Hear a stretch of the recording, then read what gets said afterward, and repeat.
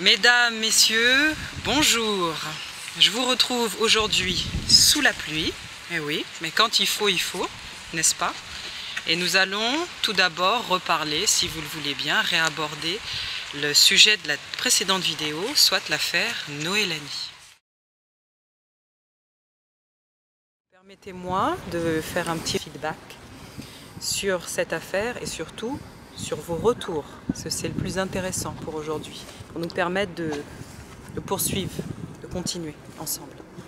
Tout d'abord, le sentiment le plus dominant qui est ressorti de vos commentaires en privé, les commentaires directement sur la publication de la vidéo, était un sentiment général d'incompréhension, en 3 volets.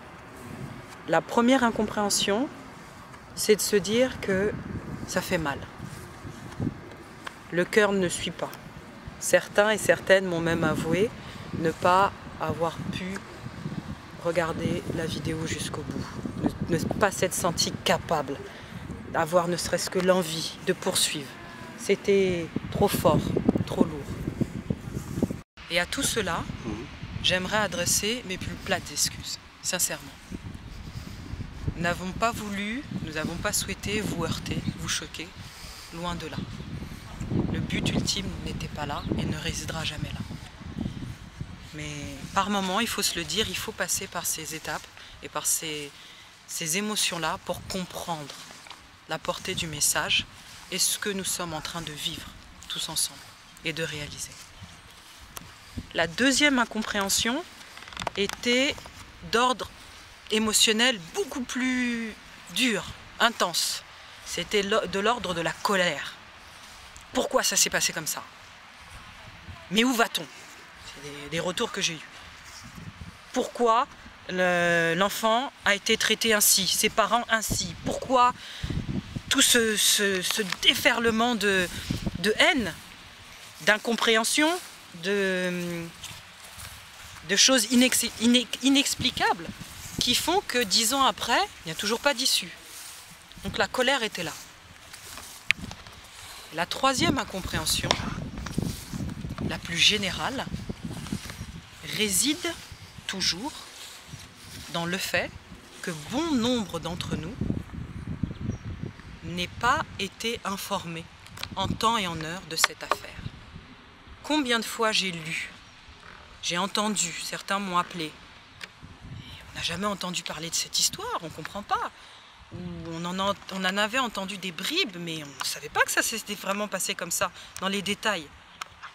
D'ailleurs, si vous voulez des détails, allez directement sur le site de l'association Noélanie ou reprendre les bribes du reportage dont est issue notre précédente vidéo.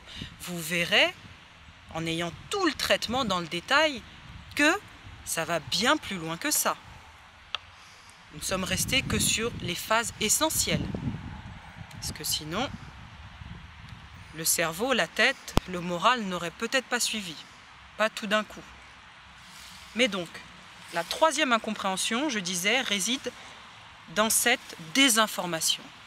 Ce manque d'information qui a été le nôtre. Alors, il faut qu'on se le dise. Est-ce que ça vient de nous? Moi, la première. Est-ce qu'il y a 10 ans, nous n'étions pas aware des choses pour réaliser ce qui était en train de se passer? Qu'un de nos enfants était en train de souffrir? Que sa famille a été laissée pour compte? Ou, alors, dans d'autres mesures, est-ce que ce manque d'information venait d'ailleurs, du traitement dont il a été fait? Pourtant, me direz-vous, il y a eu des articles de journaux, des reportages, c'est passé à la télé, il y a eu des éléments probants de produits. Et à ce moment-là, pourquoi, moi, si je vois sur des affaires similaires et que je remonte 30 ans en arrière, des affaires et des procédures impliquant des enfants, où il y a eu crime, meurtre, on en parle encore aujourd'hui. Et là, pour Noélanie, rien. Pourtant, ce n'est pas élucidé. Il y a toujours des zones d'ombre. Il y a eu des procédures qui ont couru pendant des années et des années. Et pourtant, voilà, oubli total, blackout, comme on dit dans ces cas-là. Donc pour nous permettre désormais d'être plus concrets, puisque c'est de cela dont il est question, nous allons, si vous le voulez bien, avancer ensemble. Il est donc question ici de conscience collective. Le mot d'ordre est là. Si l'on applique une démarche scientifique, il nous faut à un moment donné, et c'est ce que nous sommes en train de faire, sortir de l'émotion, aborder une ou plusieurs théories qui seront par la suite éprouvées par l'expérience. Sinon, ça n'aura aucune valeur. Donc c'est ce qu'on va s'appliquer à faire dès à présent. C'est ainsi que je me suis mise en marche. Je suis sortie des reportages, sortie des vidéos, sortie de l'affaire en elle-même.